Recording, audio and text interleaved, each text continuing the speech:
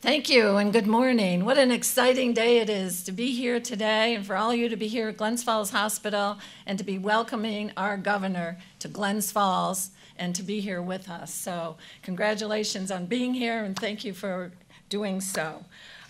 Before we get started, I would like to make some introductions of folks who are here with us. We're fortunate to have Commissioner Howard Zucker, Department of Health Commissioner, with us.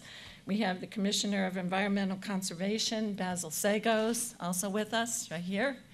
And my partner in crime, New York State Assemblyman Dan Stuck, great person to work with. The President and CEO of this wonderful hospital, Diane Shagru. Hey. Dan Hall, our Councilman at Large in the city, representing Mayor Diamond, is here today. Claudia Bramer, who is a City of Glens Falls Ward 3 Supervisor. Town of Chester Supervisor, Craig Leggett, right there. Town of Lake Luzerne Supervisor, Jean Merlino. And the Town of Thurman Supervisor, Cynthia Hyde. So thank you. And if I've missed anybody, raise your hand. So, okay. Thank you.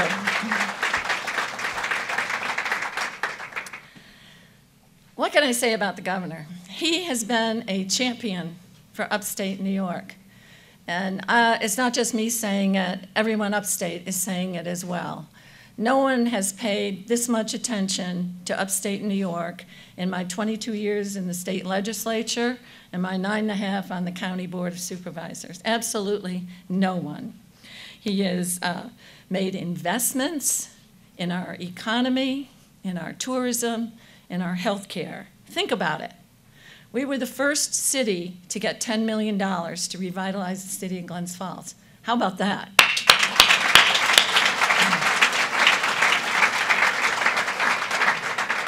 How about the Civic Center? We wouldn't have had the signs, the new things that help us keep a hockey team, keep the Civic Center going, improve the sound system.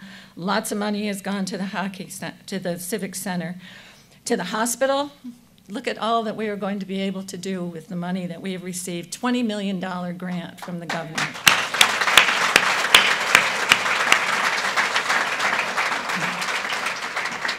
And our little rest area south of Exit 18 is going to be a welcome center for the entire Adirondacks. That is a big deal.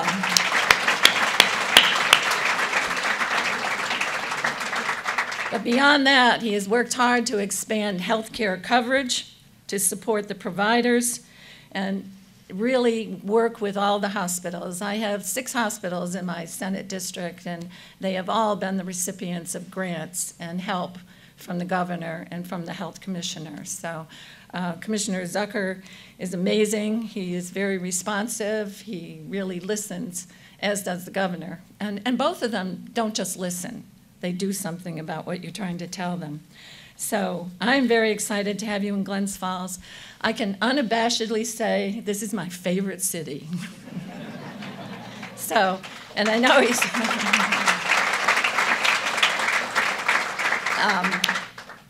One time I was speaking and I said, well, I've lived in Glens Falls all my life. And a voice in the audience said, not yet. So I now say, born and raised in Glens Falls, born in this hospital, as were my 6 children. Very happy to do that, and to the help that we get from the Department of Health and from the leadership of Dr. Zucker is wonderful, and it's my honor and privilege to introduce him to you right now. Thank you.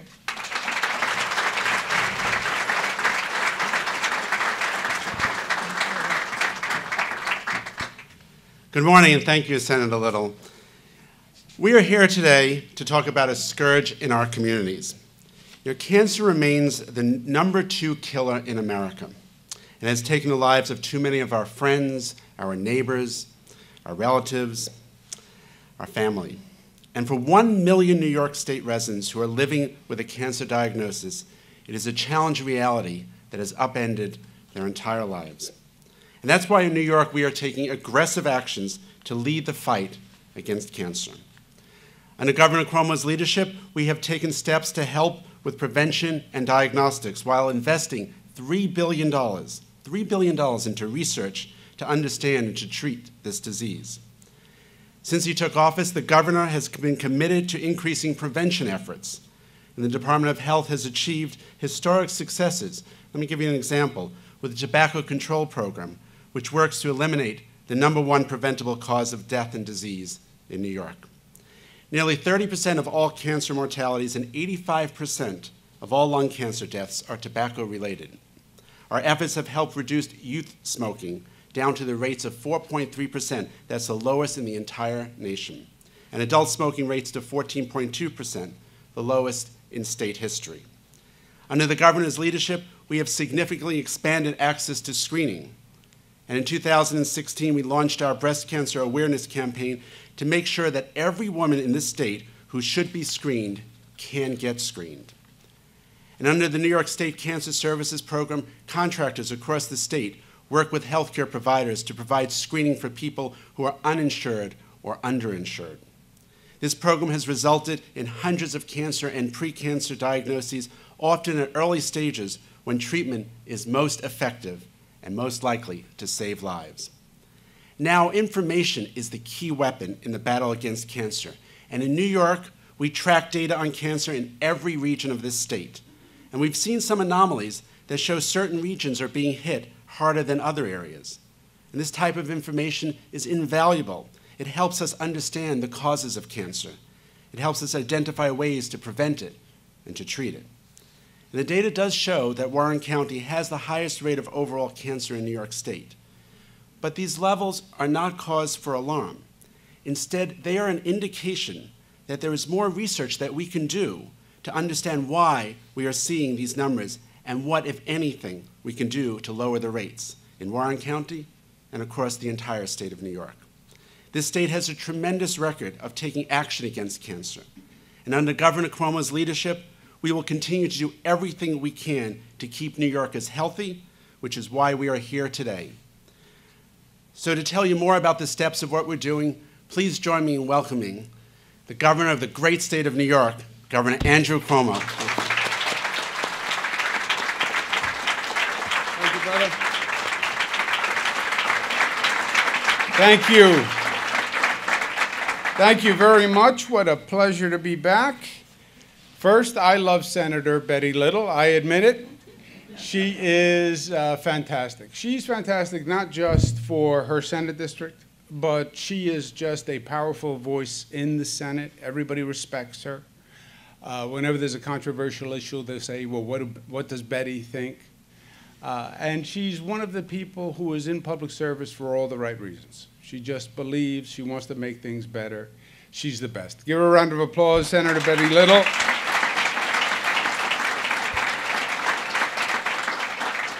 And to Commissioner Howard Zucker, who's doing a great job, thank you. Give him a round of applause. We have Commissioner Basil Sagos, who's doing a great job. Let's give him a round of applause. Here he is. Your Assemblyman Dan Steck. I don't love Dan. It's like too big to love almost, you know. But I like Dan very much. Give him a round of applause. And Diane Shagru, you're doing a great job. Thank you for the service that you give to the whole community. Give Diane a round of applause. And to everyone here who's part of this magnificent facility, God bless you for what you do.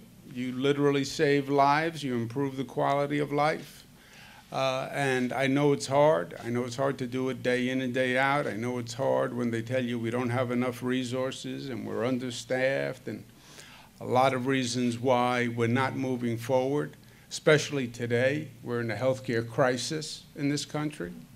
We have a federal government that's looking to cut healthcare on every level. I mean, it's unbelievable, the number of threats we have to our healthcare system. They would cut Medicaid funding. They would cut funding to public hospitals, which are really our safety net hospitals. They would cut a program called CHIPS. CHIPS is Child Health Insurance Program. It insures poor children, 300,000 in the state of New York. That's how they get their insurance. backstory about CHIPS, it was started in the state of New York. There was a governor named Mario Cuomo, I guess you said it. And he started a child health insurance program for poor children. President Clinton came in, said, I want to copy your program and bring it nationwide. My father said, fine, just make sure you give me credit. Clinton never gave him credit, but that's politics. And it's been in existence ever since. And now, for the first time ever, they want to eliminate that program. Just think about that, 300,000 children without health insurance in the state. So we have a lot of challenges, and I know you're dealing with them every day. Some good news, your medical village is a really exciting proposal. The state was honored to participate and pledged $20 million towards that project. So we're excited about that, Diane. We look forward to coming back. And cutting that ribbon when you're ready. If you need help with construction, Dan Steck, he's right there. We're going to use that size. The senator's also right. We've done a lot in upstate New York. I'm proud to say that our administration has invested more in upstate New York than any administration in the history of the state of New York. Over $36 billion invested in upstate New York. And it is an investment because upstate New York has so many assets, there's such beauty, there's such potential, and the state government was just blind to it. Part of it is the legislature, which I love very much, conceptually. The legislature is primarily from downstate New York. Just on the numbers, they're from New York City, they're from Long Island. And the orientation of a legislator is to do good things for their district, right? So if you're from Brooklyn, New York, you conceptually love the Adirondacks, but you want to bring funding back to Brooklyn, New York. And the majority was from downstate New York. So it was very hard for upstate to get the kind of help they deserved, frankly. But that wasn't the way we were supposed to be making a decision. It wasn't supposed to be where the legislature geographically is located. If you're making an allocation of resources, you do it by need. And the need was upstate New York. Upstate New York was going through an economic crisis. They were losing the manufacturing jobs. They were losing the young people. The downstate economy has ups and downs, but basically the trajectory has been up for a long time. So we brought fairness, we brought equity, and an investment because it's reaping dividends. We told the story of upstate. It was like a hidden little secret, you know. We're advertising all the attractions in upstate New York. Tourism is way up. Tourism dollars are way up. Tourism to the Adirondacks is way up. And tourism is big business, by the way. Not just a matter of pride. We want to tell the story about the state. We want people to come visit. And they are. We're bringing businesses back. We're bringing young people back. We're investing in the economy of tomorrow. You know what nanoscale has done in the Capital District region, what tourism has done in the Adirondacks. We're now building, we have a plant that's going to provide more solar panels than any other facility in the Western Hemisphere is being built in Buffalo. Rochester is investing in photonics, which is the next generation from light engineering, et cetera. Syracuse is doing drone research because there's all sorts of potential for drones. So that's the investment in upstate New York, generate that economy, generate those tax dollars, and that's why it's really in the best interest of the entire state. But it feels good to do the right thing by upstate New York because I know the feeling for a lot of years was that you were getting the short end of the stick, and you no longer are. So we feel good about that. The topic today is a serious one. It's one we live with. The good news is We're proud of what the state is doing on this topic, and we're making it better. The topic is cancer, the C word. It's a word that nobody wants to hear. It's a word that you have to deal with every day, and I don't know where you find the intestinal strength to do that every day. My family's always been involved in fighting cancer. Even when I was a young kid, my mother was very involved as a volunteer in the American Cancer Society. I have an older sister who's a doctor. She's the smart one, Margaret. She doesn't like to say that she's older than me because she thinks I look older than her, so she'd rather leave it just there. But she's a doctor. She wrote a book, A World Without Cancer. She's been very involved in cancer research, et cetera. And the state has done phenomenal things. And the question for us is always, what else can we do? What else can we do? What else can we do? Because the numbers are still terrible. You have 110,000 new cases diagnosed every year. 35,000 people per year die from cancer. We have about 1 million people in the state who are living with cancer, maybe in remission, but either have or had cancer. 1 million people. And that's then 1 million families who live with it, because it changes your life. You know, when a family member comes home with that diagnosis, it just changes the family's life. It's like a shadow that is there all the time. And when is the next test, and what are the results, and so many things happen during the course of the day that just bring it back to mind. So it really is a terrible, terrible disease, and it ruins as well as ends so many lives. I just want to make sure that everything we can possibly do, we are doing. And we are. We have, in terms of breast cancer, which is one of the most preventable cancers. If you catch it early, the numbers are great. We have the most aggressive screening program and laws in the nation. We eliminated any co-pay for a woman for any breast screening test or follow-up test. We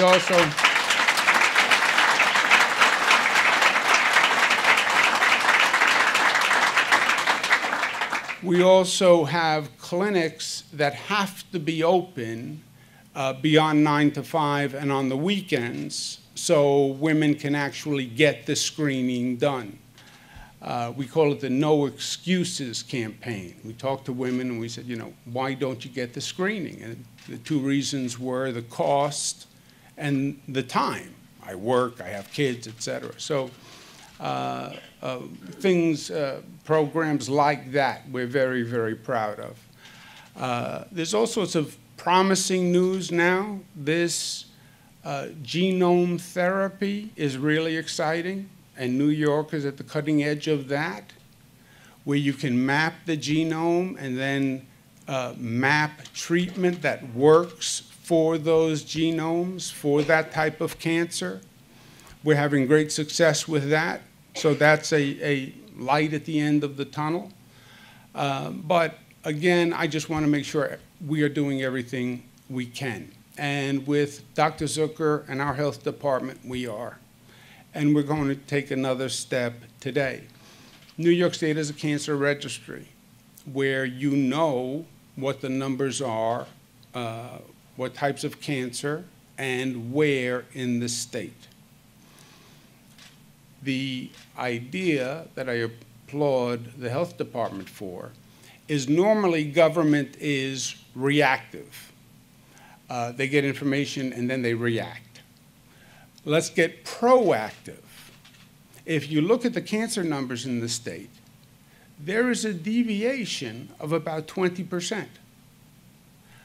You have Warren County has one of the highest rates of cancer in the state. New York City has some of the lowest rates of cancer in the state.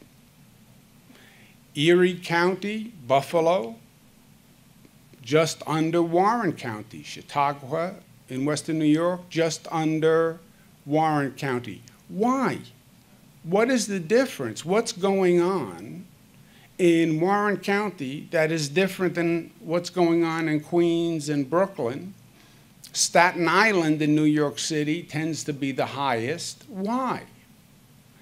There has to be an answer. And let's get ahead of it and let's find out how to prevent it. To find out how to prevent it, you have to know what's causing it.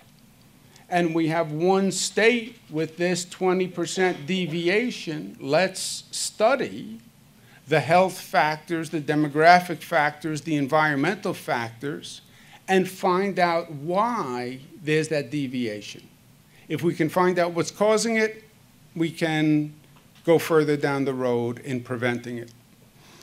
So for the first time ever, the state is going to undertake a study that does just that in 4 clusters of the state. Capital District, Glens Falls, Warren County, Western New York, New York City, and Long Island, because those are the places of the deviation. And the Department of Health and DEC both, because there can be environmental factors at play here also, will participate in the study. It will take about 1 year, and the question is very simple. What is driving that deviation? Why? And then it's another step towards preventing it, resolving it, and saving lives. I want the people of this state to know we are doing everything that can possibly be done to end this dreaded disease. And we are leading the nation in doing it, which is always the New York way, right? When you're in New York, you're not just another state, you're New York. And when it comes to innovation and it comes to pioneering and new ideas and launching firsts, they come from New York. And there can't be a better topic where we should lead than looking to cure and resolve cancer. So I'm proud of Commissioner Zucker. I'm proud of Commissioner Sagos. We should have a study in about a year. I told the commissioners that if they don't have a cure at the end of the year, I'm going to cut their salary in half, no performance bonus for them, and no vacation, and whatever other things I can think of to torture them, I will do. But it's the first study of its kind in the country, the best we can determine. So seriously, I applaud them for their creativity and their thoughtfulness.